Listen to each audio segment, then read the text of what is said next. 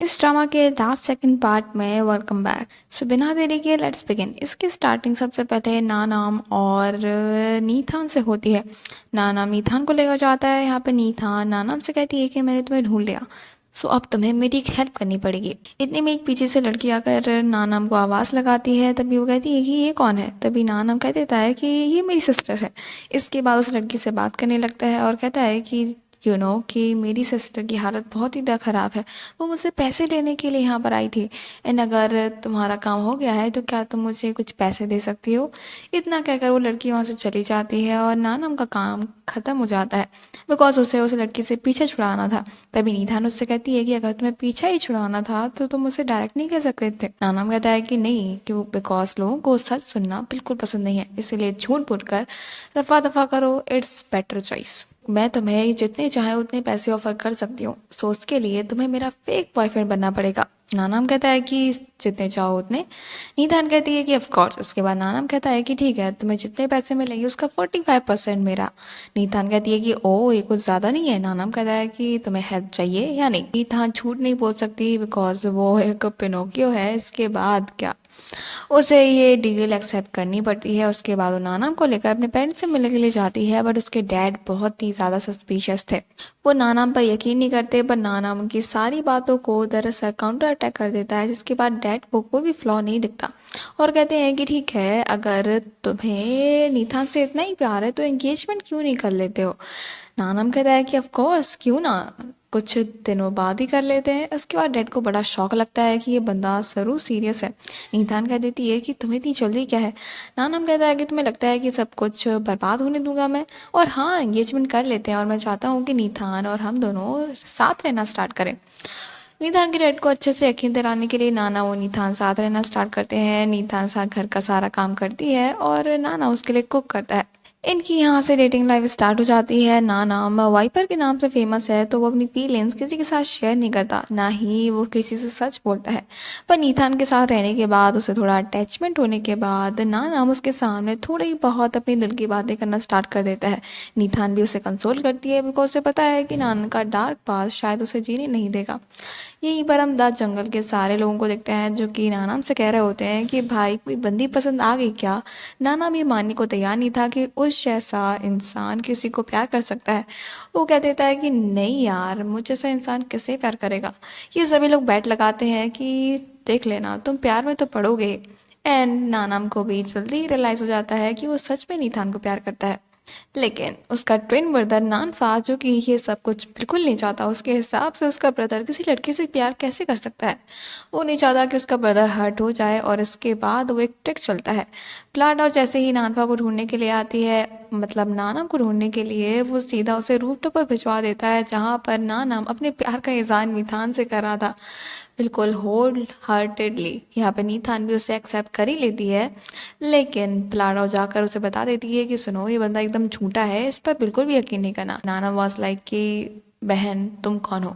तो ये प्लाडो कहती है कि ओह, अब तो तुम मुझे पहचानने का भी नाटक करोगे, है ना, कि तुम मुझे जानते ही नहीं हो। ये सारा का सारा प्लान नानफा का था ताकि प्लाडो उसकी डेटिंग लाइफ बर्बाद कर दे। नाना अब जैसे जैसे सिचुएशन को संभाल लेता है और नीथा को नीचे भेज देता है। लेकिन यहाँ पर नानफा उसका वेट कर रहा था और कहता है कि तुम डेट नहीं कर सकते। इसके बाद इन दोनों में झगड़ा स्टार्ट हो जाता है, बिकॉज नानफा कहता है कि ठीक है, अगर मैं तुम्हारी गर्लफ्रेंड को अप्रोच करूँ तो वे पता लगा पाएगी कि तुम कौन हो और मैं कौन हूँ, नहीं ना, इसीलिए छोड़ दो उसे। लेकिन नानाम को ये बात बिल्कुल पसंद नहीं आती। इसके बाद नानफा और नानाम लड़ना स्टार्ट कर देते हैं।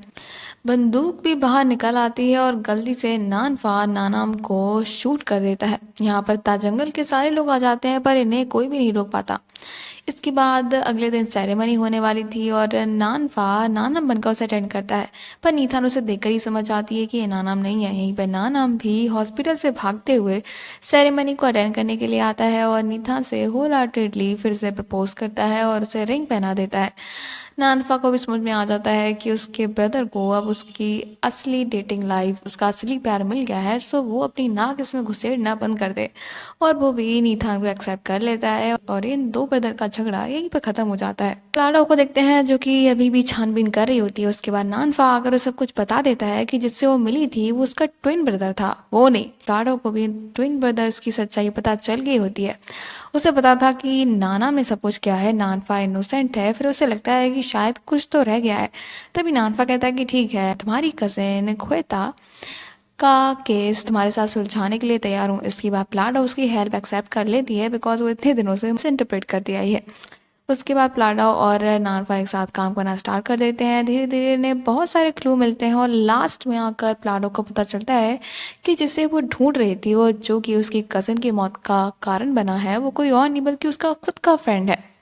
हम बात करें तो ख्वेता का रिलेशनशिप नानफा से ही था और ये दोनों काफ़ी क्लोज भी थे। नानफा उसे सीरियसली पसंद भी करता था, पर ख्वेता को जैसे ही पता चला, इसके बाद नाना तो उसे पहचानता ही नहीं था और उसे इग्नोर कर देता है।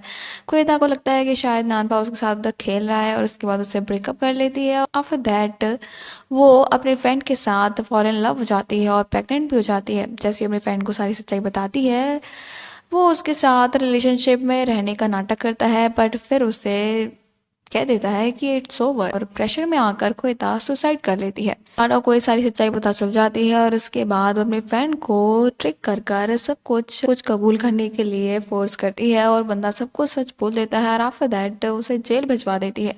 नानफा और प्लाडो काफ़ी क्लोज तो आ ही गए थे। प्लाडो को पता था कि नानफा ने कुछ भी नहीं किया। आफ्टर ऑल जो हर्ट हुआ था एट लास्ट, वो सिर्फ हमारा बेचारा सा स्वीट साइको नानफा ही है। इसके बाद प्लाडो भी उसे पसंद करने लगी थी। इसके बाद वो प्लाडो को रूफटॉप पर ले जाता है। दोनों लास्ट टाइम किस करते हैं, पर नानफा उसे खुद को चूज़ करने के लिए बोलता है और कहता है कि मुझे लगता है कि मैं अभी भी तुम्हारे लिए ठीक नहीं हूँ, इसलिए let's wait and I hope ये दोनों फ्यूचर में साथ आ जाएं। इसके लास्ट एपिसोड्स अभी आए नहीं हैं और वो नेक्स्ट वीक आएंगे, सो आपको थोड़ा वेट करना पड़ेगा।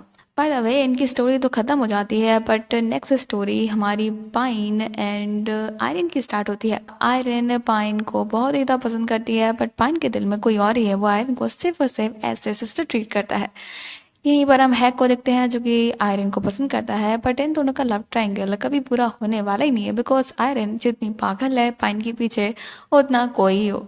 इसके बाद हैक उससे कहता है कि आखिर तुम्हारी दिक्कत क्या है। तभी आयरन उससे बताती है कि जब उसने अपना मॉडल करियर स्टार्ट किया था तो उसे बहुत ही बुरी तरीके से बुली किया गया था। उसके डायरेक्टर मैनेजर उसे दरअसल सेक्सुअली हरास करते हैं, पर उसके बाद पाइन ही था जो कि उसे प्रोटेक्ट करता है और उसके बाद तभी से वो पाइन से फॉल इन लव हो जाती है। बट पाइन उसे तब से एज ए सिस्टर की नज़र से देखता है। उसके हिसाब से आयरन अभी छोटी सी बच्ची है, उसे कुछ समझ नहीं आता। इस आयरन पाइन के क्लोज नहीं जा पाती तो फ्रस्ट्रेशन के मारे उसका एक्सीडेंट हो जाता है और उसके बाद वो पाइन को कॉल करती है। उसे बचाने के लिए हैक वहाँ पर आता है और हैक उसे बताता है कि आज वही दिन है जिस दिन उसकी एक्स गर्लफ्रेंड उसे छोड़ कर गई थी और आज के दिन वो किसी से भी बात नहीं करता, इसीलिए मैं तुम्हें लेने के लिए आया हूँ। आयरन को अभी भी हैक की फीलिंग समझ नहीं आती और उसे लगता है कि पाइन कुछ ज़्यादा ही दुख में है, इसीलिए उसे लेने के लिए नहीं आया। और वो जितनी पागल है पाइन के पीछे, बेचारा हैक समझ भी नहीं पाता कि मैं और क्या करूं इस लड़की को अपने साथ फॉल इन लव करवाने के लिए। बट बेचारी की दाल नहीं गलती और ये पार्ट यहीं पे ख़त्म हो जाता है। सो नेक्स्ट एपिसोड में दाल ज़रूर गल जाएगी। Thank you so much guys for